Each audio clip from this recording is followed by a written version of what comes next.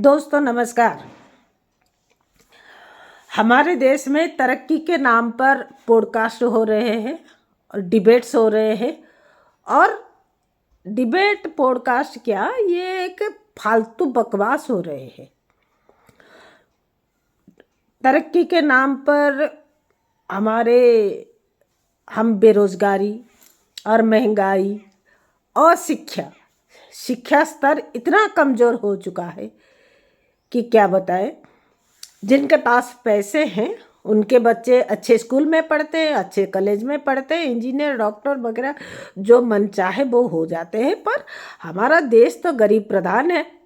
ज़्यादातर लोग गरीब रेखा के नीचे हैं और सरकारी तौर पे कहा जाता है कि 80-85 करोड़ लोग 5 किलो राशन पे जिंदा रहते हैं।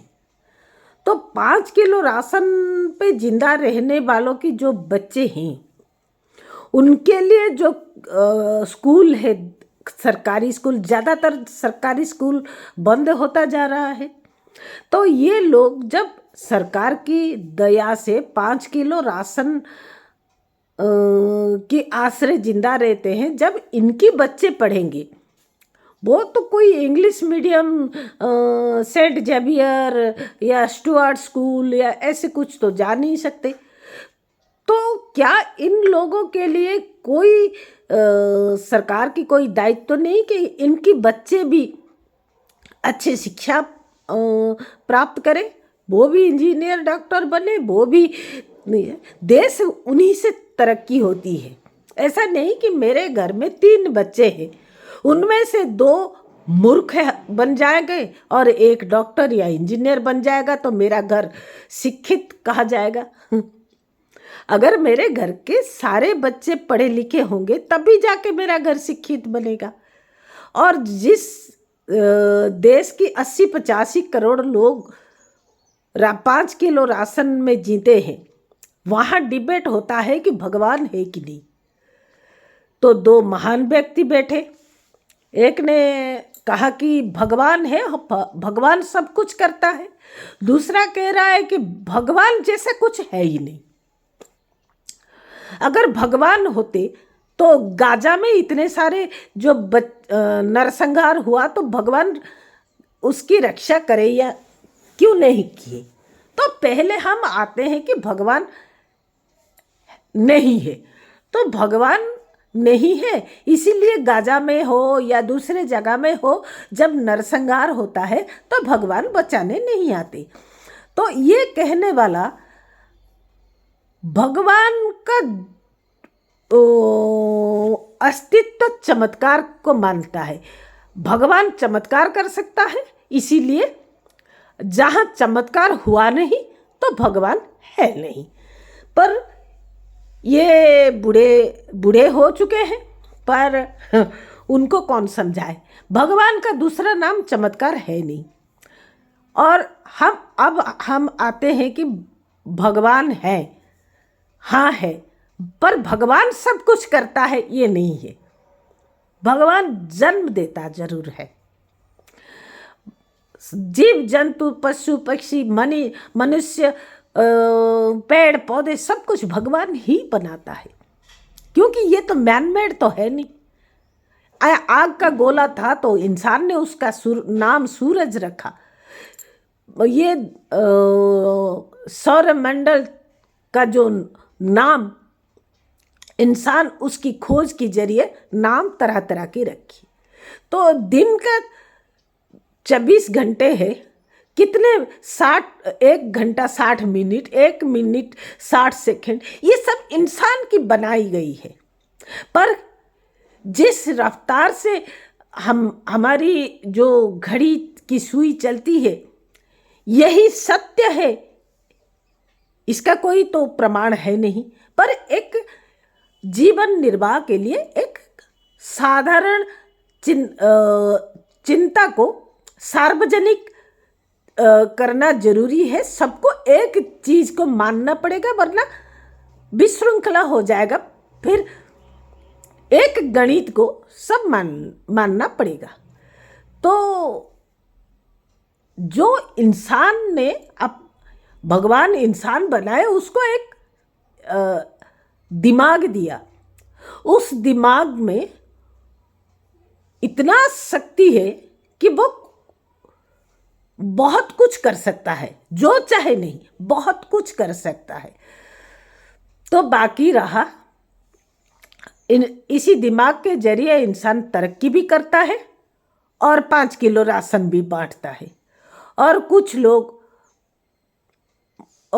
जैसे आज़ादी के बाद से हमारे देश तरक्की करते करते चौथा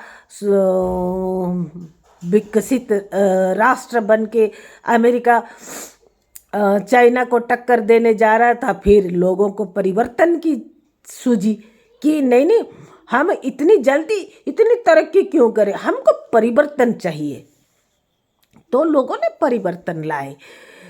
तो परिवर्तन के चलते आज हम 5 किलो राशन को अपना सौभाग्य मानने लगे। और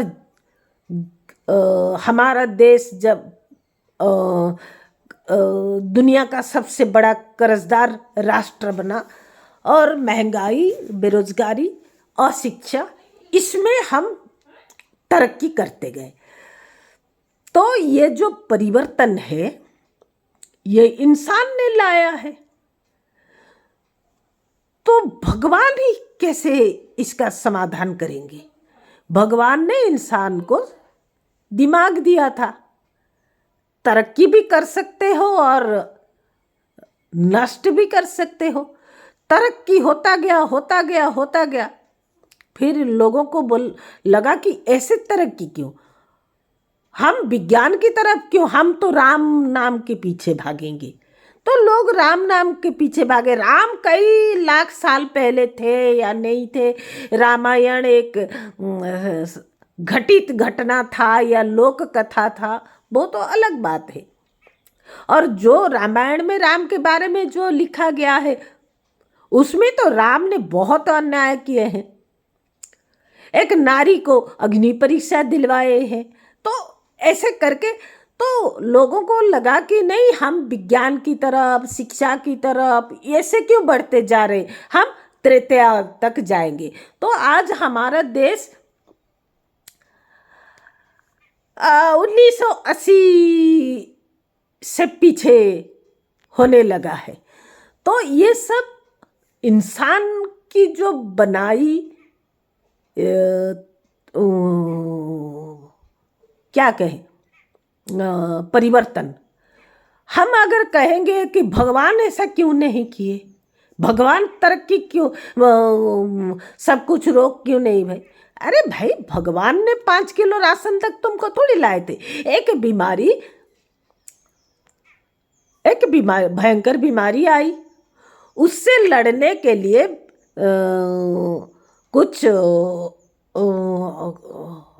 क्या कहे, खुद को थोड़ा संभाल के रहना चाहिए था और दवाई चाहिए था, वैक्सीन चाहिए था। पर नहीं, लोग थाली बजाए और कैंडल जलाए,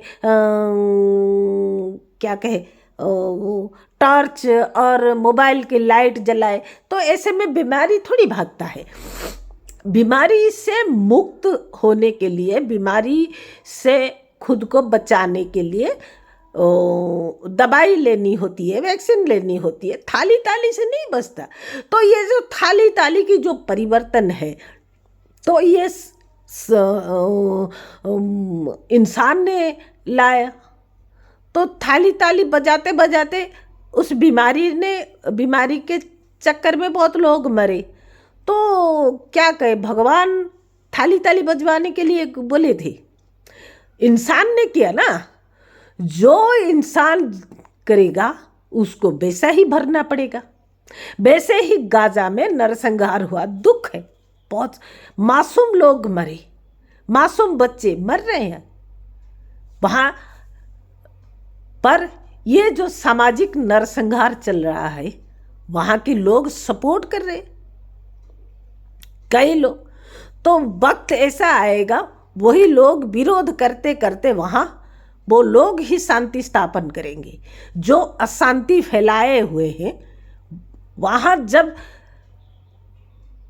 लोगों के जरिए जो हिंसा युद्ध जो भी हुआ है वो शांति स्थापन लोग ही करेंगे। उसमें वक्त लगता है तो लगता है,